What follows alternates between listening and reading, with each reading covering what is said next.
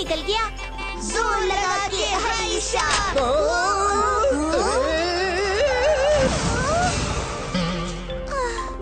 अरे मेरा स्कूटर! आयो, मैं बाला नारियल वाला। इस खटारे को स्कूटर बोलते हो? क्या क्या क्या क्या? तुमने मेरे स्कूटर को खटारा बोला? इसमें किसी और की नहीं, गलती तुम्हारी है उप्पी। अब किसी चीज को महीनों बंद रखोगे तो चीज पड़े पड़े जंग लगकर खराब तो हो ही जाएगी ना। चाहे वो स्कूटर हो, कोई सामान हो या फिर इंसान का शरीर ही क्यों ना हो। इंसान के शरीर में भी जंग? हाँ, अब ये समझने के लिए विजयनगर चलना पड़ेगा। उपी कैसे जाएगा? उसकी स्कूटर जो खराब है।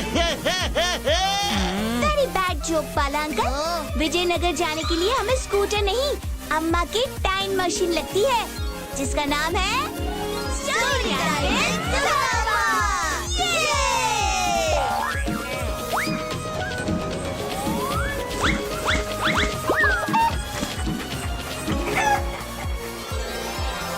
A cure for laziness।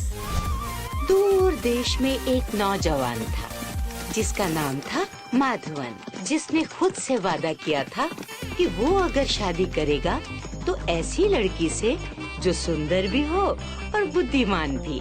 उसने ऐसी लड़की ढूंढते ढूंढते मीलों का सफर तय कर लिया, मगर जो सुंदर होती वो समझदार नहीं और जो समझदार होती वो सुंदर नहीं।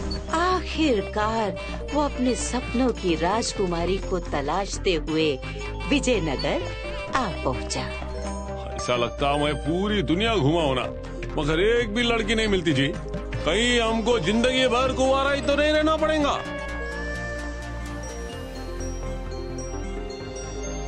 ओहो, ये शेर तो बहुत सुंदर हो ना।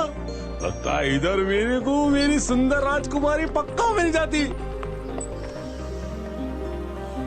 दिन भर की यात्रा से थका हुआ माधवन वहीं किसी पेड़ की छांव में आराम करने को लेटता है और उसकी आंख लग जाती है।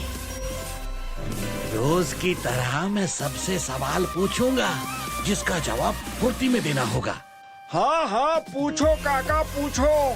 हाँ, आज मैं भी कमर कस के आया हूँ आराम से। पहले शरीर में तो फुर्ती ले आओ, फिर फुर्ती में जवाब दे देना। अच्छा बताओ, अगर मेरे पास एक भेड़ है, मैं उसको बिना बेचे कैसे सिक्के कमा सकता हूँ? भेड़ से सिक्के कमाने के लिए उसे बेचना तो पड़ेगा ही, पाई पाई जोड़ के। नहीं, गलत जवाब। आप कहे तो मैं कोशिश करूँ काका। ये कोई लड़की होती है या अप्सरा? अगर मेरे पास भेड़ हुई तो मैं उसे खूब खिलाऊंगी, पिलाऊंगी, उसकी सेवा करूंगी। अरे फायदा करवाना है आयशा बिटिया, उसको दाना पानी देकर नुकसान नहीं करवाना, पाई पाई जोड़ के। फायदे के लिए थोड़ा सब्र करना होता है काका। आपको पूरा जवाब सुनने का सब्र और मुझे भेड़ के बड़े होने तक का। हाँ, तो भेड़ जैसे ही बड़ी होकर हट्टी कट्टी हो जाएगी, मैं उसकी ऊन, दूध और गोबर बेचकर खूब सारे सिक्के कमाऊंगी। सही जवाब।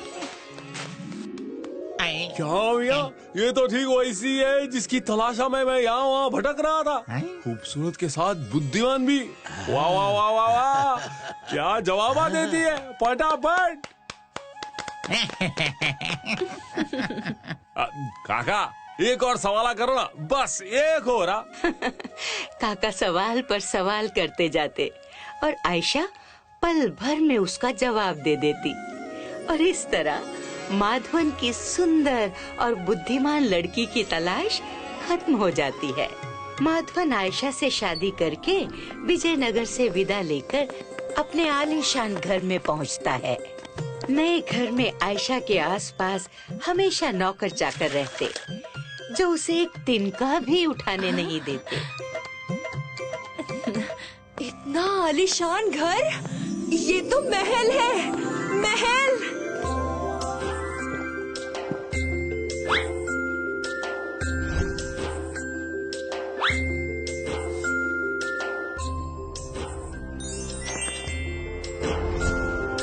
आयशा पूरे गांव का चक्कर लगाया करती थी, अब वो पूरे दिन में 2 कदम भी नहीं चला करती।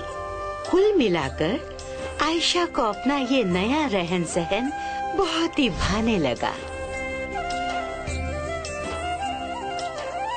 धीरे धीरे समय बीतता गया और शरीर को जरूरत से अधिक आराम मिलने की वजह से आयशा के शरीर के अंगों ने एक एक कर काम करना बंद कर दिया।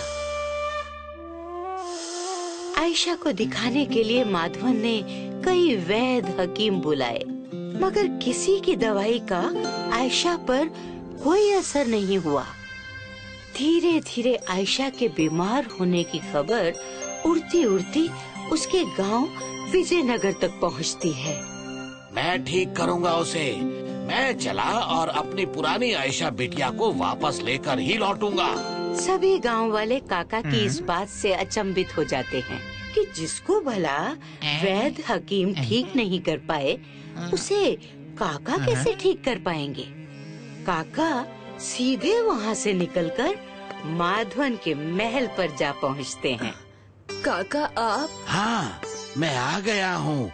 अब तू चिंता मत कर आयशा बेटी, तुझे तो मैं अब ठीक करके ही जाऊंगा। आपका यहाँ आने के लिए शुक्रिया अदा करता मैं। आप जैसा बोलते हैं हम वैसा ही करते। बस आप हमारी आयशा को ठीक कर देना जी। बिल्कुल। सबसे पहले मुझे किसी और के बनाए खाने पर भरोसा नहीं। कैसे बात करते हैं आप? यहाँ का रसोइया हमारा पिताजी, उनके पिताजी के पिताजी को बनाकर खिलाता। लेकिन आप चिंता न करो, आप बोले तो मैं खुद उसके लिए खाना बनाएगा। उसकी जरूरत नहीं है, वो केवल मेरे हाथ का बना ही खाना खाएगी। और दूसरा, जब तक मैं ना कहूँ तब तक इसके आसपास एक आदमी दिखाई नहीं देना चाहिए। आदमी क्या, आदमी की परछाई तक नहीं दिखनी चाहिए। परछाई तक नहीं?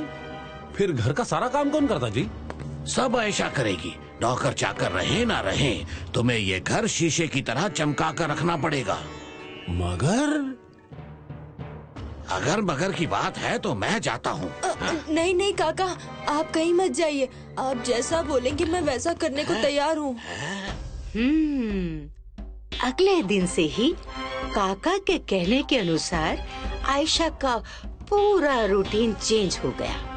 काका खाना बनाकर ऊपर की मंजिल पर रख देते, जहाँ आयशा को सीढ़ियाँ चढ़कर जाना पड़ता। साथ ही शर्त के अनुसार आयशा को बिना किसी की सहायता के घर को चमचमाने के लिए खूब मेहनत करनी पड़ती। अब मेहनत होगी तो आयशा की हड्डियों में लगा आलस का जंग तो छूटना ही था। अब जब आयशा का आलस छूटा तो हर ढलते दिन के साथ वो बेहतर महसूस करने लगी। आयशा की वही फुर्ती तो वापस आ गई, मगर उसका दिमाग पहले जैसा फुर्तीला हो पाया या नहीं, उसकी जांच अभी बाकी थी। माधवन, तुम्हें मेरे एक सवाल का जवाब देना होगा, वो भी झट से। बोलो, दे पाओगे? बिल्कुल बिल्कुल। तो बताओ माधवन कि मेरी बहन के पति के साले की पत्नी के दोस्त के बेटे की शादी मेरे चचेरे भाई से हुई है, तो मेरी बहन मेरी क्या लगेगी? हमको लगता फूफा। नहीं चीचा।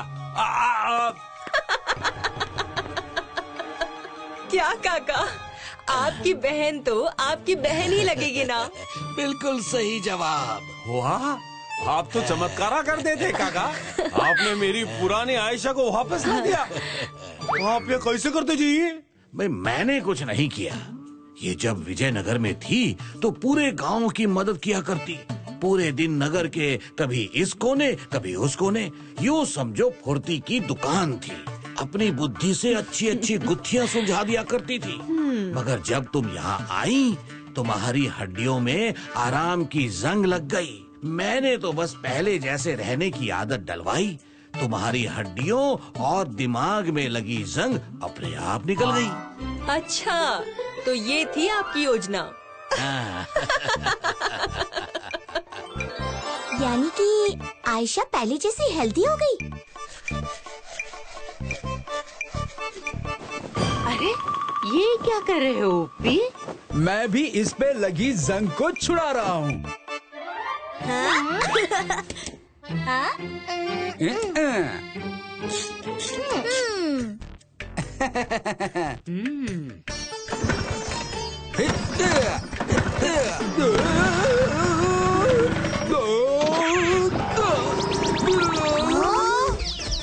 अरे कहाँ चले उपी? मैं चला लॉन्ग ड्राइव पर। अब कभी इसे जंग लगने नहीं दूंगा। ये खटारा तो दौड़ नहीं उड़ रही है बाला।